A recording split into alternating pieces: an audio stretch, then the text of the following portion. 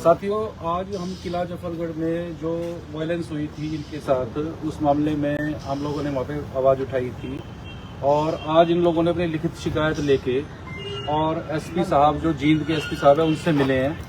और क्योंकि एसपी साहब से इसलिए मिलना पड़ा क्योंकि इन लोगों ने जो पहले शिकायत दी थी, उस जांच अधिकारी ने अभी तक इस मामले में ना तो इनका बयान लिया, ना इनकी शिकायत ली, ना ही इनके मेडिकल जो है हॉस्पिटल से कब्जे में ली। तो आज एसपी साहब से मिले हैं। एसपी साहब ने इस मामले में तुरंत जो जांच अधिकारी है उसको फटकार लगाते हुए इस मामले में एफआईआर दर्ज करने के आदेश दिए गए हैं, दे दिए एसपी साहब ने। एफआईआर दर्ज हो रही है, हो जाएगी कुछ ही मिनटों में। और गांव में जहां पर हमारे समाज के लोगों की बस्ती है, वहां पे पुलिस सुरक्षा तैनात करने के आदेश दे दिए गए हैं।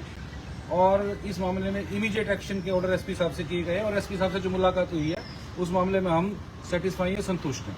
आप लोग ने कुछ बताना हो तो बताओ।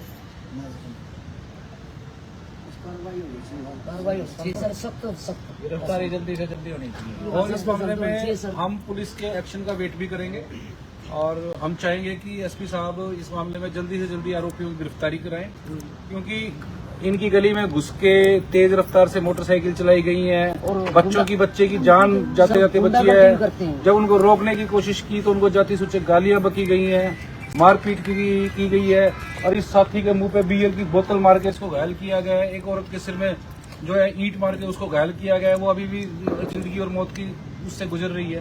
तो एसपी साहब से हमको उम्मीद है कि इस मामले में न्याय दिलाएंगे।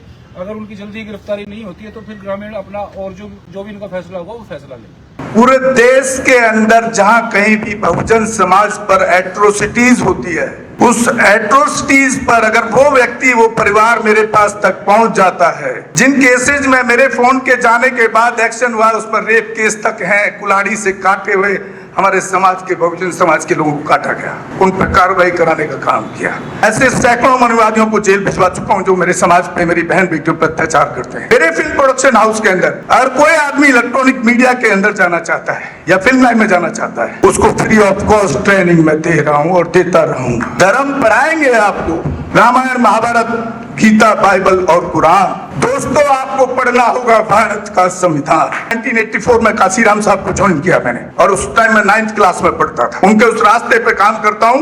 सामाजिक आंदोलन चलते रहना चाहिए, राजनीतिक आंदोलन चले या ना चले। ना बिकता हूँ, ना मुझे कोई खरीद सकता है, ना समझौता करता हूँ। सिर्फ 18 घंटे काम करता हूँ। जब तक मेरे समाज के, बहुजन समाज के पीड़ित व्यक्ति को न्याय नहीं मिल जाता, तब तक मैं बाबा साहब के विचारों और संविधान पर चलता हूँ।